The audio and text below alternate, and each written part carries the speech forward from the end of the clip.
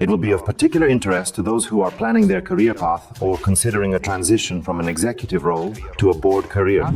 Today, businesses face so many diverse challenges that both those at the helm and those in the back seat must truly understand what's happening in the world around them. What are the main advantages and disadvantages of this career path? The credit usually goes not to board members, but to the management team, often to the owner or owners, and you need to be prepared for that reality. Is there a difference between the role a board plays in a state-owned company versus a privately owned one? We started with quite a complex case, the Mykolaiv water utility, where there are many pressing issues around how to ensure the city's water supply.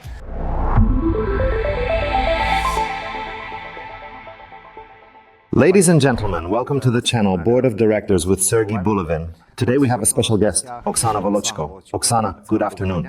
Good afternoon, Sergey. Oksana serves on the supervisory boards of both state-owned and private companies. She is also a member of nomination and remuneration committees as well as audit committees. Today we'll discuss Oksana's journey to the boardroom and her perspective on corporate governance, where it stands today and what to expect in the future. Oksana and I have known each other for many years, probably close to 20.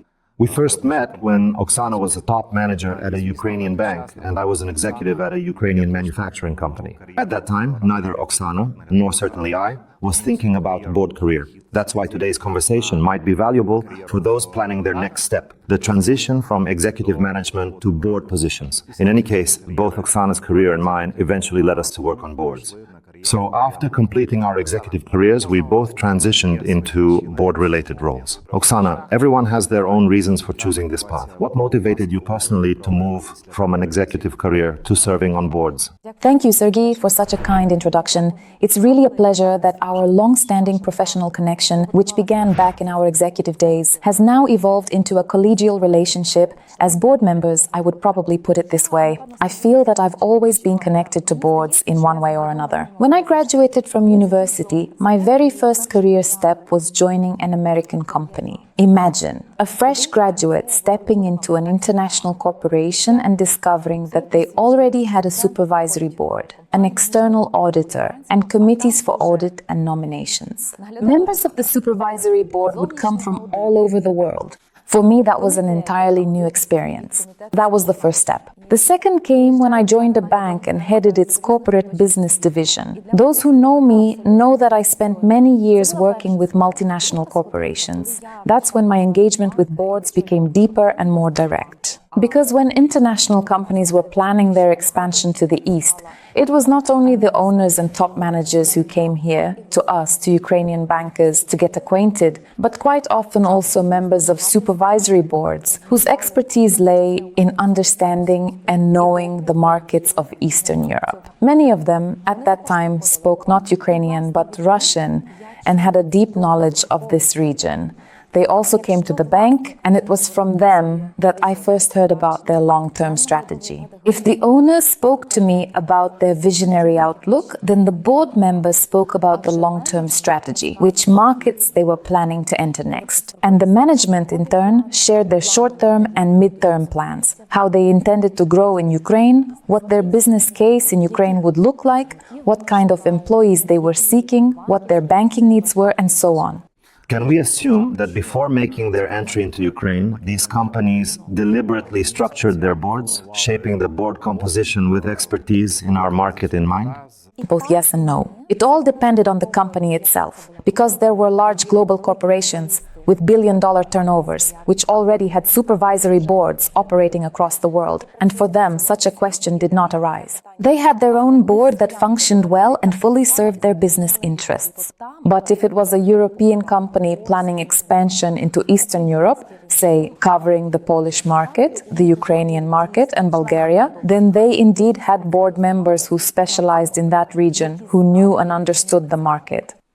I recently spoke with some bankers, a Ukrainian bank, a purely Ukrainian bank, and I asked the top manager of this bank whether they planned to move into boards and switch their executive career to a non-executive one. The answer was, no, we're not thinking about that yet. We still feel we have the strength to work as executives. And honestly, that struck a chord with me because I ended my executive career still feeling full of strength, just like Oksana and you. And of course, a non-executive career also requires a certain level of commitment and energy to handle many critical matters at the board level, not at the executive level. How did you make the decision to start working on boards?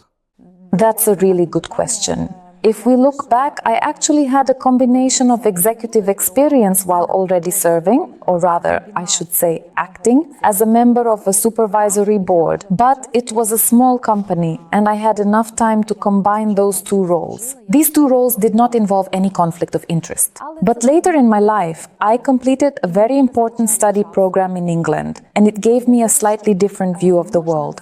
When I returned to Ukraine, I realized that I could take on a project. In my case, as a banker, I was interested in a state-owned bank as a so-called turnaround project. That is, to bring the best practices I had acquired from working in an international bank, more than 15 years of experience in a major global bank, and apply them to one of the state-owned banks that was in the process of preparing for privatization. That bank was Ukrgazbank. With the support of the IFC, the International Finance Corporation, this Ukrainian state-owned bank was expected to become a private bank, possibly with a large international investor, a major banking group, and that truly sparked my interest. For me, it became a continuation of my career because I started in a private board. There too were foreign members on the supervisory boards. And when I saw the composition of the supervisory board of that bank, I realized that the bank's business case, what I could bring to it, and who my fellow board members were,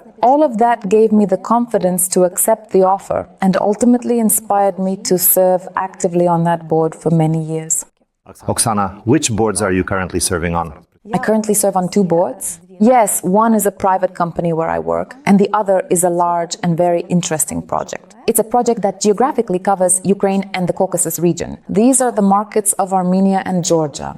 This is also a completely new role for me, one where I'm getting acquainted with the markets of the Caucasus. And it's about financing sustainable development, which is highly relevant and important today. This is a project from the World Economic Forum. Our partners include the EBRD, which stands for the European Bank for Reconstruction and Development, and the Kyiv School of Economics. In fact, we work with several different regions and with a range of clients who operate in the financial sector, not just banks. And it's important to note that for many years, I have served as a member of supervisory boards in state-owned companies within the banking sector. This includes Ukrgazbank as well as Ukrposhta, where we were actually preparing the bank for privatization. In the year 2022, all our plans, everything we had been working towards, that all stopped. However, I am hopeful that the new supervisory board will soon be able to finalize this important issue in the near future.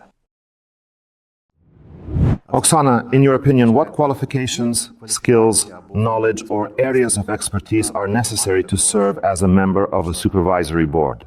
I always say that a board member is a T-shaped personality, someone composed of several types of capital, meaning a person entering this role should have already accumulated a number of forms of capital, combined them, and come into the role with those assets. What are these capitals? The first is your human capital, who you truly are. It's the experience you've gained throughout your life. And here, of course, I don't want to suggest that young people can't become board members, but the greater your life experience, the more challenges you face, the better suited you are for such roles. That's the first. The second type of capital is your professional capital, where you've been, where you've worked, who you've worked with, in which geographies, countries, and organizations. The larger the organization and the higher your level of responsibility, the more experience you've gained. The third type of capital is social capital. Who have you interacted with throughout your life? Are you a sociable person? Do you enjoy communicating with people? What kinds of connections have you built within your own country and across other markets? Even more important is your corporate governance capital. Do you fully understand what corporate governance really is? Do you understand the responsibility that comes with being accountable to the company and serving it faithfully? Including the legal responsibility. Absolutely. Legal responsibility. Yes, that's very important. And I'd probably like to add one more kind of capital here. It doesn't sound like capital, but it's part of my own formula. It's the ability to share, the ability to mentor, to be someone who gives back. And here perhaps I'll say something that's probably familiar to everyone. When we were in school or university or just starting our first job, we would say, wow, this teacher is truly gifted. The way they speak, the way they explain things, I understand everything. Or I feel heard. Or my first manager was the person who gave me my start in life. That's exactly it. Are you that kind of person? Because not everyone who has reached the top of their executive career as a board member, a CEO, or part of the executive committee has the ability or desire to share. It's also important to note that a board member is not the star of the company, not the public face. They are the ones in the background. I like to call them the ones steering from the back seat, those who aren't in the spotlight, but whose actions and decisions have a significant impact on the company's life, existence, and its future growth. Oksana, as a professional who has served on both state-owned and private company boards, how would you assess the difference in the board's role between these two types of organizations? For instance, is one more focused on oversight and the other on development, or is it now fairly balanced?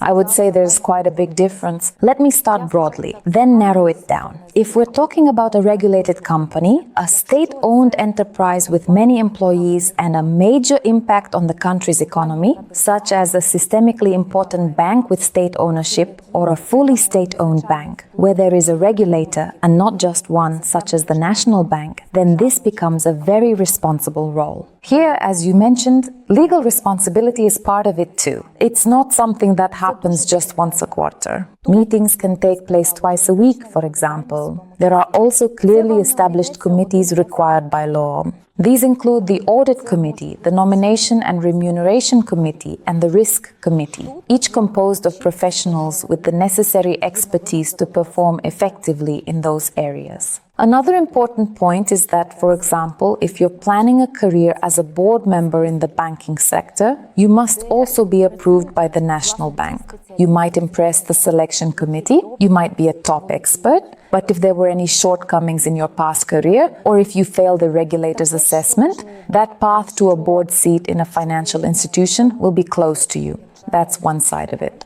And then there's the other side, what I like to call much more fun. For example, serving on the boards of private companies. In the private sector, with few exceptions such as regulated industries, there's an owner or group of owners and legal or natural persons who have a certain vision for the company's growth. They make the decision that they need a supervisory board, and either on their own or with the help of an executive search or recruitment firm, they find board members and form what I'd call a business and social circle where everyone feels comfortable working together. Here, there aren't the same legal risks as in public companies. I should also note that in the case of a public or large state-owned company, board members are appointed for a fixed term, usually 3 years, through a competitive selection process. Members of supervisory boards sign contracts, for example, civil law contracts. After 3 years, there's a re-election and a new board is formed. Now, if we go back to private businesses, we often don't even know who the board members are, nor how long they've served. For example, I have friends who've been on the board of the same company for 10 years. Sometimes I ask them,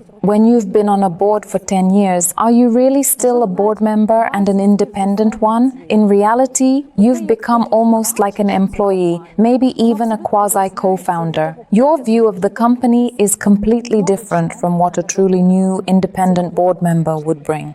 Absolutely. And in my experience in private companies, the maximum term I've seen is around 7 or 8 years, while the average is 2 to 3 years. I think that's not a coincidence. It aligns with the standard 3-year term used in state-owned companies, for instance. Because over time, a person inevitably becomes less independent and decisions lose the freshness and objectivity they had at the beginning. Oksana, you mentioned that boards in private companies are often created at the owner's discretion. Indeed, some do this through deliberate board composition planning, meaning they first define the board's composition and only then start selecting members. Others, however, might simply appoint friends or recognizable figures, political or business stars, just to show off who's on their board.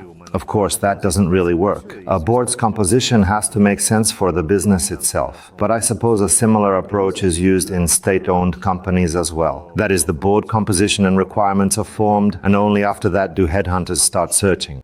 Exactly. There's always a clear request to establish a board. There's a business case for the company and specific objectives it needs to achieve. From there, we determine what kind of board composition is needed. I've personally served on 2 boards where almost all independent members were foreigners. I was the only Ukrainian and the only woman on those boards. Looking back now at how those boards were formed, I can see how executive search professionals fulfilled the requirements. Each of us represented different areas of expertise that addressed specific needs of the company or, for example, a bank. When we sat at the table, there was a true diversity of thought and experience. Everyone could contribute from their own perspective and elevate the discussion to a higher level. Yes, and when a truly engaging discussion takes place among the members of a supervisory board, you can really sense the depth of their expertise. You understand this experience. Sometimes the topics aren't even directly related to the company's business operations. For example, when we're hiring a CEO or an executive board member,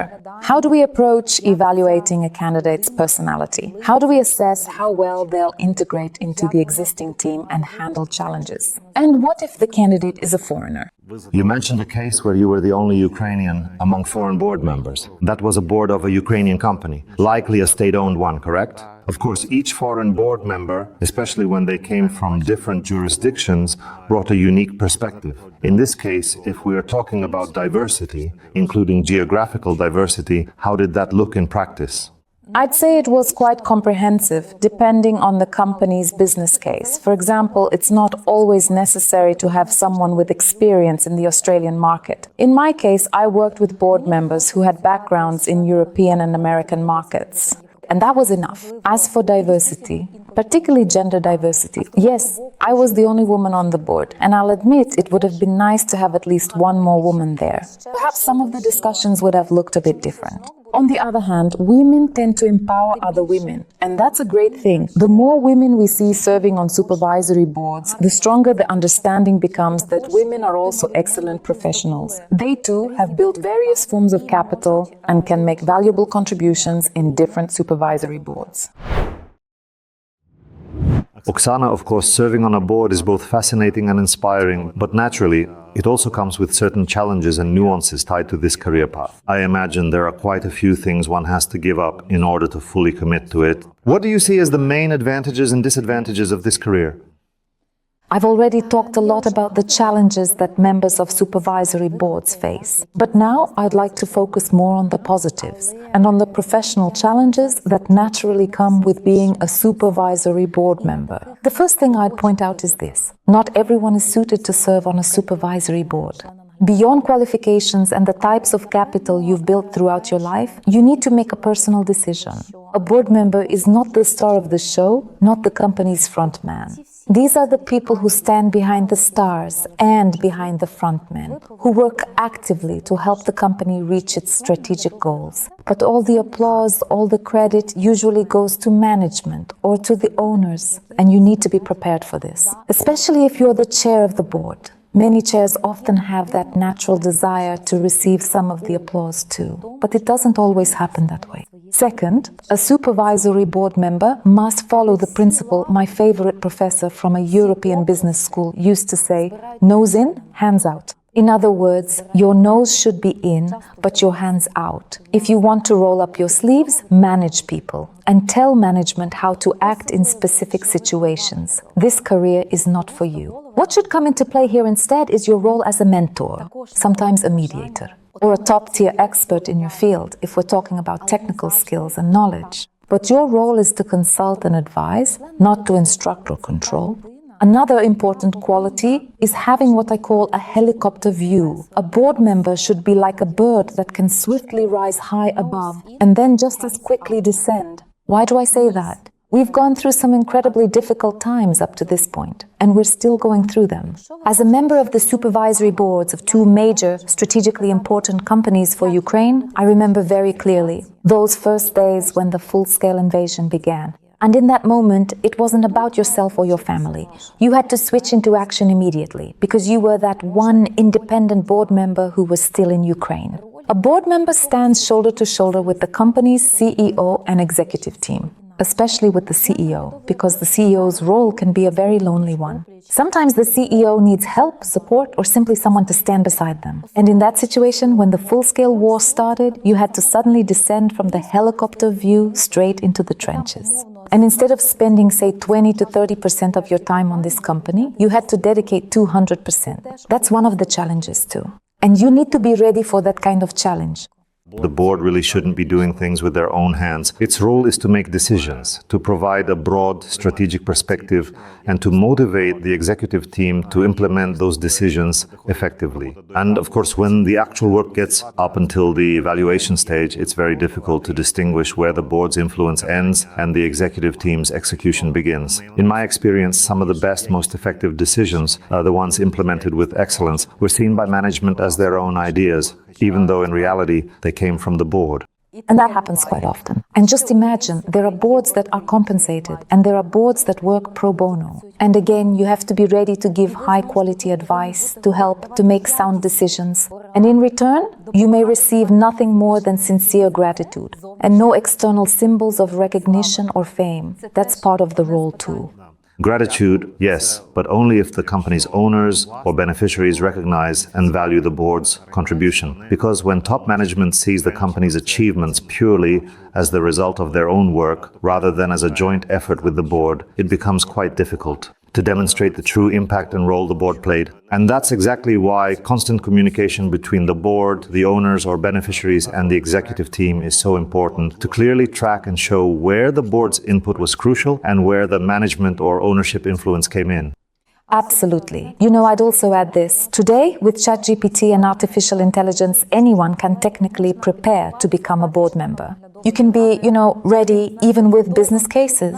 But that's not what being on a board is really about. In my experience, and I've had the opportunity as a member of Women on Boards Europe to meet many outstanding board members, the very best ones are the most humble. You'd never guess, meeting them for the first time, how many boards they've sat on or how many global corporate challenges they've faced. And that's the essence of true board service. When you help a company grow, develop, and overcome crises without seeking recognition, praise, or applause.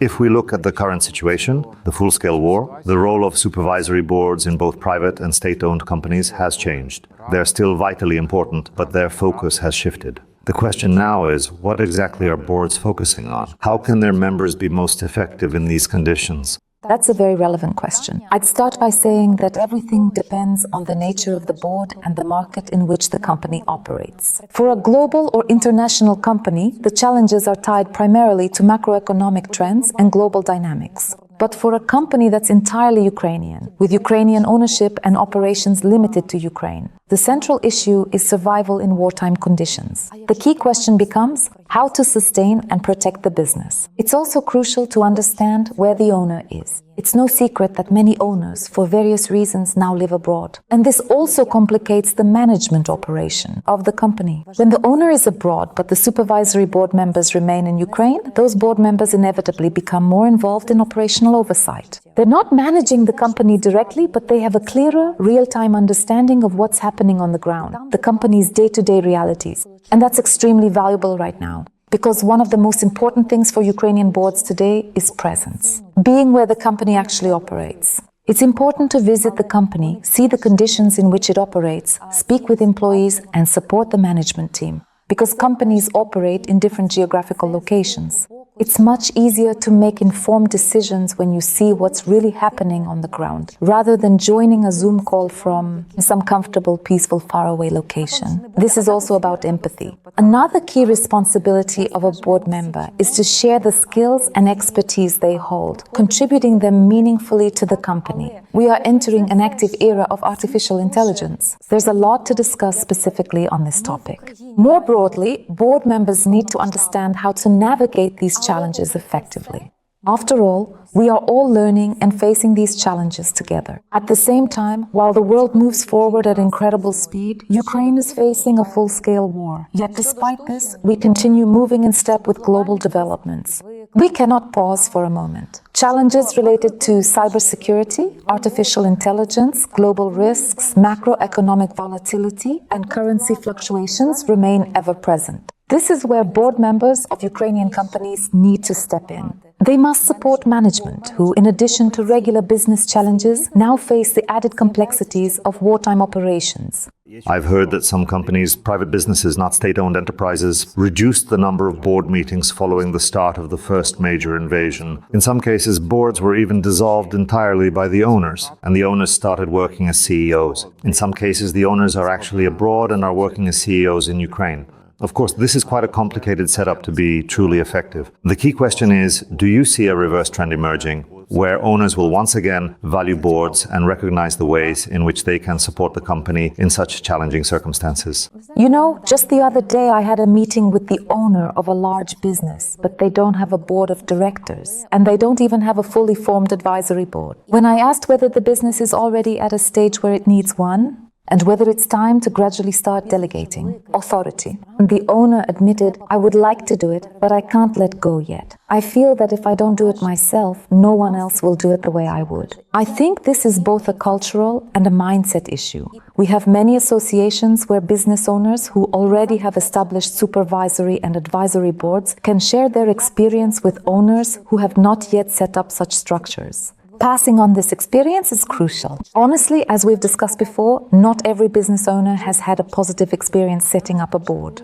There are positive experiences in creating a board, but the first board doesn't always take off. And I would like to say that this is a two-way process. It also depends on the board members on whom you choose. Maybe you don't always need to choose those you know or your friends. Owners must learn to trust others, to entrust them with their finances and strategic processes. This includes strategic decision-making and operational management. But on the other hand, there's probably something else that's important. The fact that owners are prepared for people to come in, people they may know well, may know slightly, or may not know at all, who will challenge their views. Sometimes, what would be worth doing in this situation? Sometimes they may even know better. After all, for an owner, the business is like a child. You've nurtured it for years and feel you know best. Yet there are two major risks that any business owner faces: the risk of excessive optimism and the risk of bias. And assess whether you might be stuck in this trap. That's how I used to do it. That's what worked before. It took off then, and it'll take off again.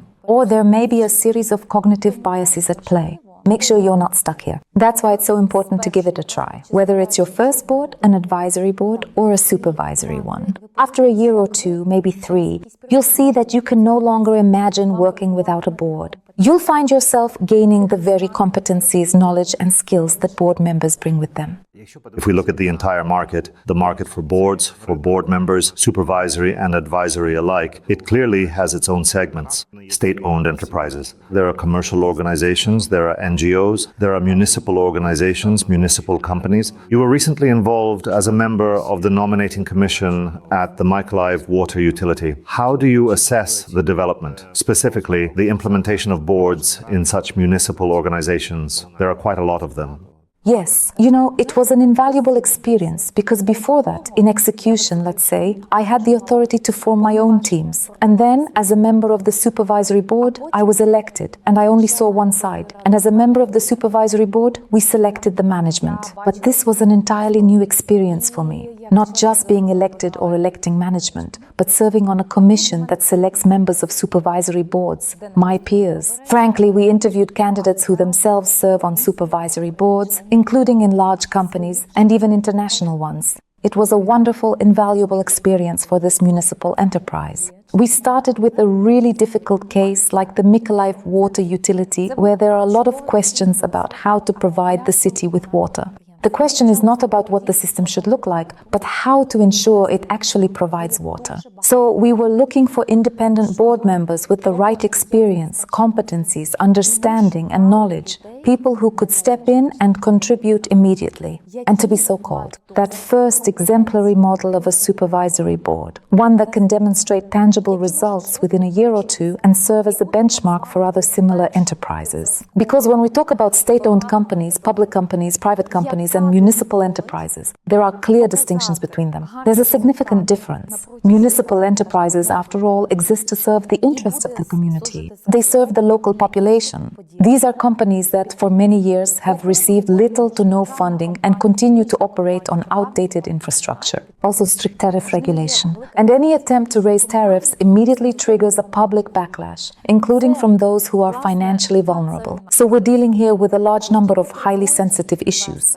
These are precisely the kinds of enterprises that require total modernization, that need investors, and that depend on various investment programs. By introducing the institution of corporate governance in this area, we can expect these companies to start developing more actively. They'll gain new momentum and access to new sources of financing. And when it comes to municipal enterprises, indeed, on one hand, many of them hold monopolistic positions in the services they provide. On the other hand, due to certain approaches to forming their management teams, it's clear that the leadership of these organizations also needs to evolve. And that's exactly where the board should play a key supporting role. Absolutely, yes. Because we have many enterprises where, frankly, the management hasn't changed for years. That's something we've encountered quite often. These are also local enterprises where people are literally working with their hands, where conflicts of interest are often quite apparent, where there's a strong public and community reaction, but often negative, due to perceived corruption risks, for example. And those are precisely the challenges that supervisory boards will have to address. A very important and very illustrative example, because the market really is enormous. If we say that business companies and their boards represent a kind of blue ocean, then municipal enterprises are probably also a blue ocean. An unexplored one at that. Yes, largely unexplored. How many of them are there in total? Around 10,000? I think so, more or less. If we have about 3,000 large state-owned enterprises, then it's probably close to 10,000 municipal ones, because they're spread across all the regions. And now we also need to know that local communities themselves have changed. Unfortunately, I haven't seen the latest statistics, but the number is truly massive.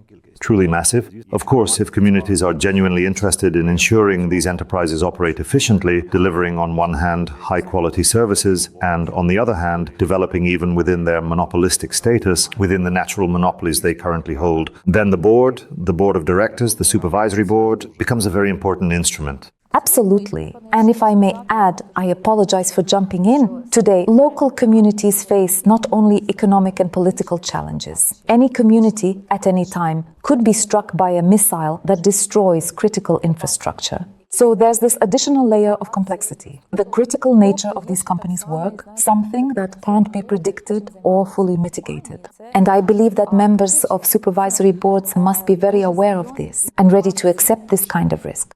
I truly hope that your work, your participation in the Mykolaiv water utility will help form the right kind of board. And this board will serve as an example, a model that can be showcased across different regions of Ukraine so that supervisory boards for municipal enterprises can be established following this example throughout the country. Oksana, if we look at the current state of corporate governance development, both in Ukraine and globally, there are no doubt certain trends, international as well as local. You mentioned that board work often requires much more time than just attending meetings once a quarter. Perhaps it also involves participation in strategy development and other key matters. If we look at these trends globally and in Ukraine, how would you define them? That's a very interesting question, actually, because I often discuss this with my colleagues, fellow supervisory board members outside Ukraine. And I see that we all face very similar challenges. The role of a board member is becoming increasingly demanding and responsible. It's a role that's getting harder and harder to combine with an executive position. When you're part of the executive team, you're in the engine room of the company. You grow together with your colleagues. You have corporate trainings. And if the organization can afford it, external consultants who help you learn. You develop as a team, you learn from one another. Whereas a supervisory board member is more like a lone wolf, someone who organizes their own schedule and workload. Maybe they have an assistant or two, a one-person orchestra. And that person must actively, keep learning, improving their knowledge and skills to avoid being left behind. I believe that the era of the old-school silver-haired corporate director is gradually fading away. Today, in business, and not only in business, but also in other sectors, as you've mentioned, there are so many different challenges that both at the helm and in the back seat, you need people who understand what's happening in the world, who recognize the tectonic shifts that are taking place. Board members must continuously stay up to date. That's the key challenge. They must build and maintain strong professional networks. They must understand what's happening globally, the geopolitical and economic transformations taking place, and they must be able to foresee how the sector of responsible finance will evolve going forward, the so-called ESG challenges. So another piece of advice for current and future supervisory board members. Before accepting any board role or invitation, take a moment to consider how you can truly add value. Think about how you can contribute and whether you're ready for that role. Oksana, thank you very much for the insights and reflections you've shared with us today. Thank you, Sergiy, for the invitation. It's been a real pleasure spending these hours with you, discussing such important topics in a way that's easy, meaningful, and enjoyable. And I do hope our listeners have learned something new today. Thank you. Thank you very much, Oksana. Ladies and gentlemen, thank you for being with us here on the Board of Directors with Sergiy Bulavin channel. See you next time.